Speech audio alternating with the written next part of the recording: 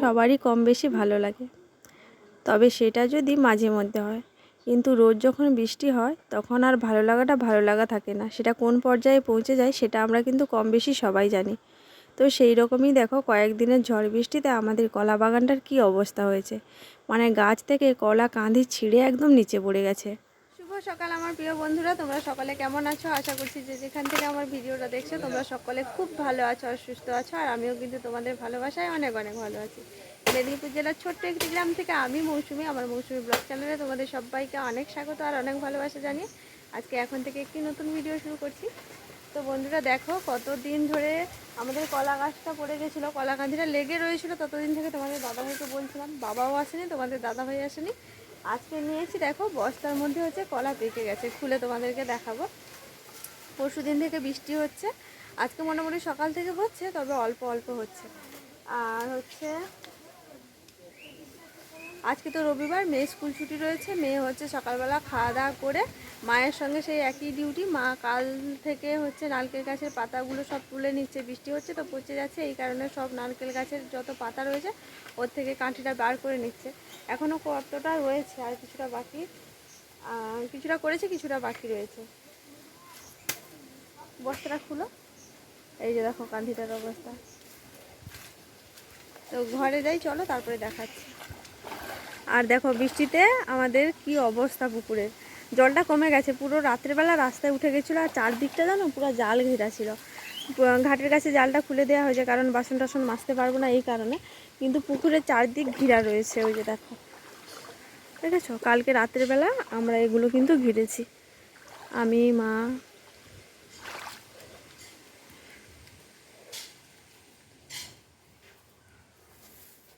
একদিন পুজোর জন্য বেলপাতা তুলতে এসেছিলাম, যেখানটায় আমাদের কলা বাগান রয়েছে ওখানে একটা বেল গাছ রয়েছে। ওখান থেকে আমি প্রত্যেক দিন পুজোর জন্য বেলপাতা নিয়ে যাই।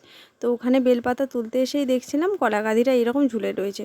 তোমাদের দাদাভাইকে 3-4 দিন ধরে বলছে, কিন্তু কিছুতেই গান করছে না।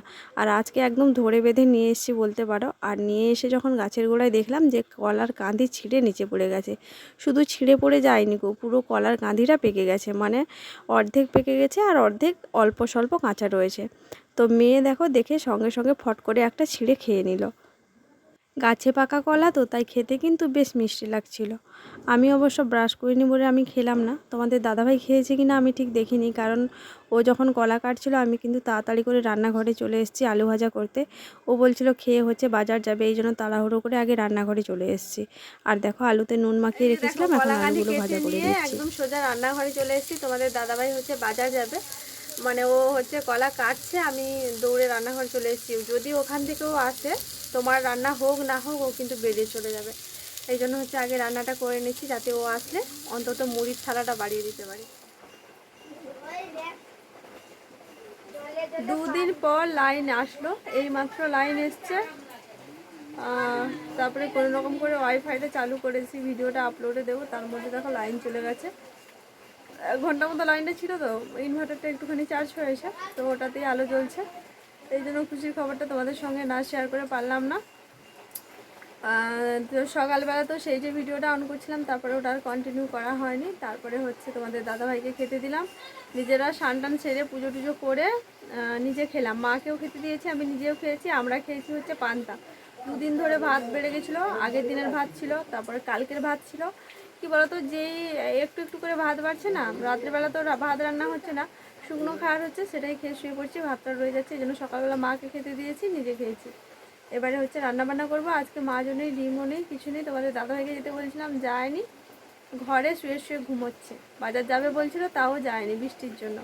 আর এখন ঘরে রয়েছে, তাও যায়নি। কি রান্না হবে জানি না, এখন রান্নাঘরে যাব। চলো রান্নাবান্না করি। এই যে দেখো, কালকে বাবা সবজি নিয়ে এসছে বাজার থেকে, এখনও এগুলো মানে জায়গা মতো রাখাই হয়নি, সময় পাইনি সকাল থেকে। কত সবজি নিয়ে এসে এবার রান্না করতে যাবো, গিয়ে দেখি না সবজির ব্যাগ এখনও খালি করা হয়নি। কী রান্না করবো বুঝতে পারছি না, এত রকম সবজি আছে, তাও কী রান্না করবো বুঝতে পারছি না। চলো সবজিগুলো আগে ঢেলে নিই।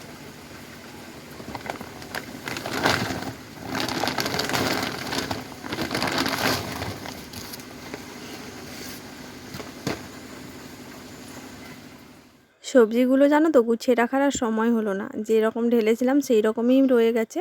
রান্নাবান্না শেষ করার পর হচ্ছে সবজিগুলো জায়গা মতো গুছিয়ে রাখবো।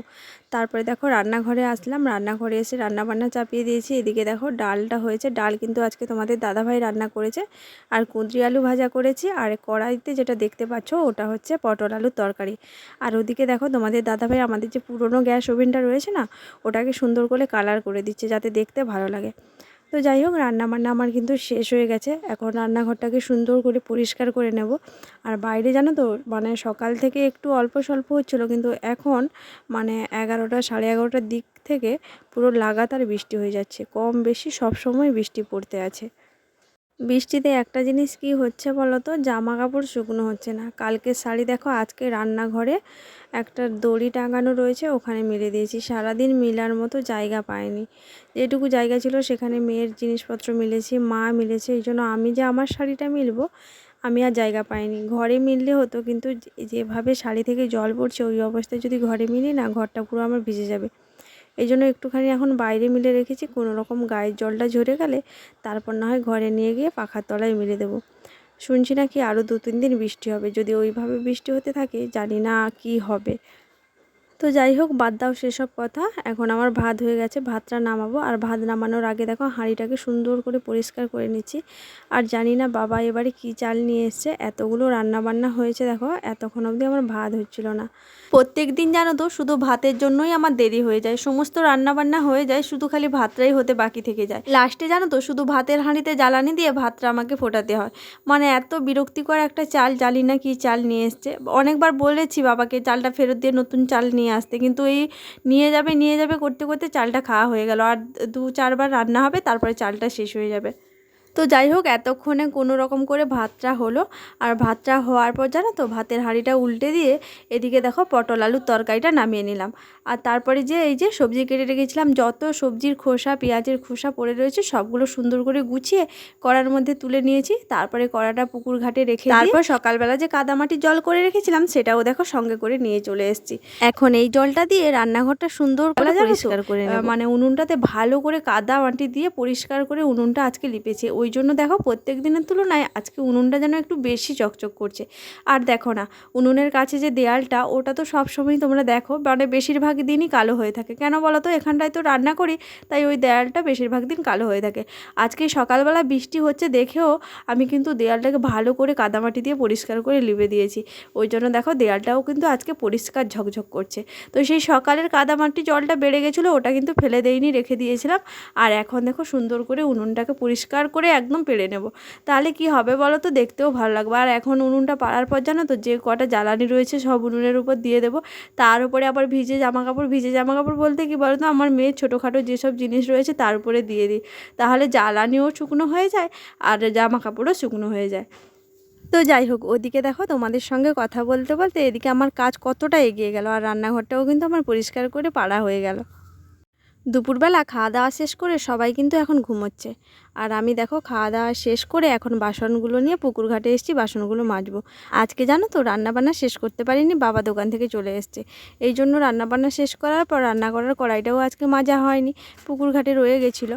আর তারপরে খাওয়া দাওয়া শেষ করে সবাই ঘুমোচ্ছে, আর আমি তো লাস্টে খাচ্ছিলাম। আমি খাওয়া দাওয়া শেষ করে জিনিসপত্র গুছিয়ে নিয়ে এখন দেখো বাসনগুলো নিয়ে একদম মানে বাসনগুলোও ধুবো, আর হচ্ছে রান্না করা কড়াইটাও ধোবো। এই জন্য দেখো এখন অনেকগুলো বাসন জমা হয়ে গেছে। তো যাই হোক এখন পুকুর ঘাটে যা যা দেখতে পাচ্ছ সব কিন্তু এখনই মেজে নেব।